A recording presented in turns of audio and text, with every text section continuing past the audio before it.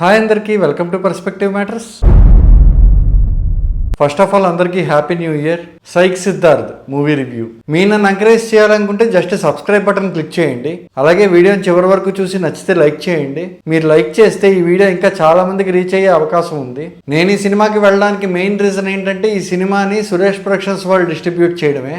And ఈ cinema hero నందు గారు కూడా ఈ సినిమాని ప్రాపర్ గా ప్రమోట్ చేశారు. సినిమా ఎలా ఉంది అనేది మాట్లాడుకునే ముందు ఈ సినిమాకి బిగ్గెస్ట్ అడ్వాంటేజ్ ఏంటంటే ఈ సినిమా డ్యూరేషన్ జస్ట్ 2 hours లో చెప్పాలనుకుంది చాలా క్లియర్ గా చెప్పారు.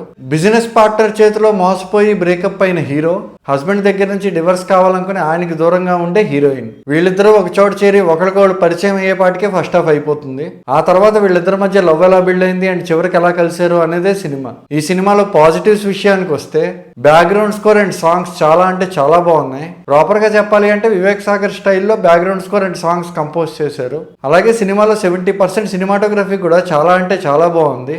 ఇంకా లాస్ట్ పాజిటివ్ పాయింట్ ఏంటంటే ఈ సినిమాలో పెర్ఫార్మెన్సెస్. సినిమాలో హీరో నందు గారు కానీ అలాగే హీరోయిన్ పెర్ఫార్మెన్స్ చాలా బాగుంది. పెర్ఫార్మెన్సెస్ బాగున్నాయి అనేసరికి ఏదో సాగర సంగమంలో కమల్ హాసన్ రేంజ్ అయితే ఊహించుకోవద్దు. వాళ్ళ రోల్ కి ఎంతవరకు కావాలో అంతవరకు ప్రాపర్ గా యాక్ట్ చేశారు. ఒక్క పర్సన్ పెర్ఫార్మెన్స్ మాత్రం చాలా అంటే చాలా ఇరిటేటింగ్ గా ఉంది. అదేంటో నెగిటివ్స్ లో చూద్దాం.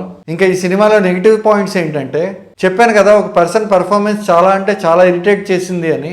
ఆ క్యారెక్టర్ ఏంటంటే హీరో బెస్ట్ ఫ్రెండ్. ఆ పర్సన్ స్క్రీన్ మీద చూసినప్పుడల్లా ఒక రకమైన ఇరిటేషన్ వచ్చేది. నేను ఇది ఆయన క్రిటిసైజ్ చేయడానికి చెప్పట్లేదు, బట్ ఆయన పెర్ఫార్మెన్స్ మాత్రం అస్సలు అంటే అస్సలు బాగాలేదు. ఇంకా ఈ సినిమాలో అన్నిటికన్నా పెద్ద నెగిటివ్ పాయింట్ ఏంటంటే క్యారెక్టర్ ఎస్టాబ్లిష్మెంట్ అనేది ప్రాపర్ గా చేయలేదు. ఇది మీకు అర్థమయ్యేలా చెప్పాలి అంటే ఈ నగరానికి ఏమైంది సినిమా ఉంది కదా, అందులో ద వెరీ ఫస్ట్ సీన్ లోనే హీరో ఫిల్మ్ మేకర్ అవ్వాలనుకుంటున్నాడు అని మనకు ఎస్టాబ్లిష్ చేస్తారు. అలాగే అన్ని క్యారెక్టర్లకి వాళ్ళు ఏంటి అనేది ప్రాపర్ గా ఎస్టాబ్లిష్ చేస్తారు. సో దట్ వాళ్ళ క్యారెక్టర్ ఏంటి అనేది మనకు అర్థమయ్యి ఆ మోడ్ లోనే మనం సినిమా చూస్తాం.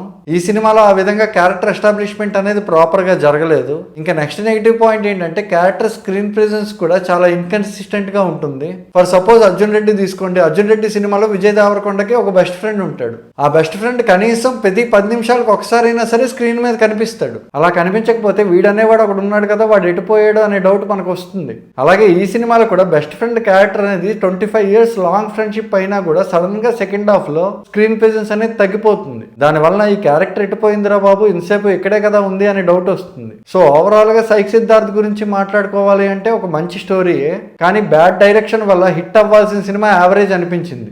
మరో మూవీ రివ్యూతో మళ్ళీ కలుద్దాం. Until then bye. Once again అందరికీ హ్యాపీ న్యూ ఇయర్.